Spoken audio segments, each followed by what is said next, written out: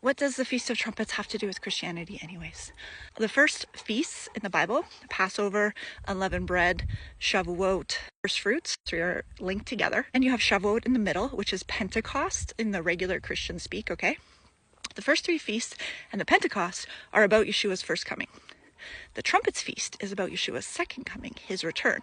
That's why you blow trumpets to warn and signify all the people that they need to repent, change their way of thinking, come back to God, and be a part of his kingdom. The fall feasts are Trumpets, Yom Kippur, which is 10 days later. So those 10 days in there are called the 10 days of awe.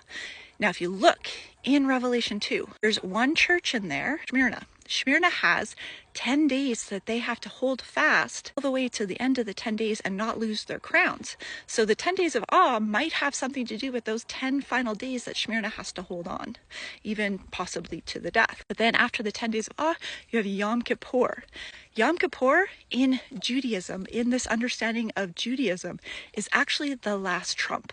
So a lot of people are like, woo woo, trumpets, that's the last trump. No, they blow trumpets the whole week and you have the 10 days of awe. And what happens when trumpets blow?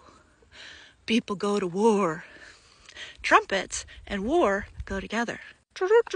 Is often a war cry. It signals to the army that you're going to war. That's why in the story about Jericho, they're blowing trumpets all around for that period of time. I think it was 7 days that time. Now that trumpets, Jericho stuff, that's actually happening during Passover. It just happens right after Passover. You can check that out in Joshua 5 and you can see what I'm talking about there. Okay, so the last trump, they blow trumps the whole week. The last trump is on Yom Kippur, and that's the day of fasting and mourning. Everyone is in absolute awe, and they just humble themselves before Yehovah, where they're seeking Yehovah and seeking his intercession with their whole hearts, okay?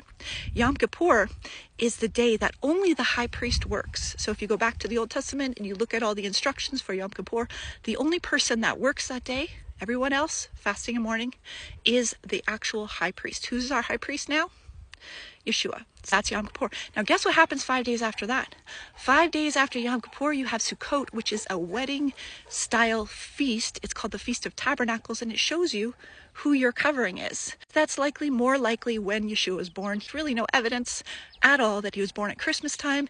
He was likely born during the Feast of Tabernacles, which makes sense because he tabernacled among us. The Feast of Tabernacles, tabernacled among us, God with us, Emmanuel. Feast of Tabernacles. That happens actually after Yom Kippur 5 days later. I think this year it's in October sometime. You get excited about these feasts. If you want to learn more, I have written books on this. They're by donation or free. Link in bio. Love you guys.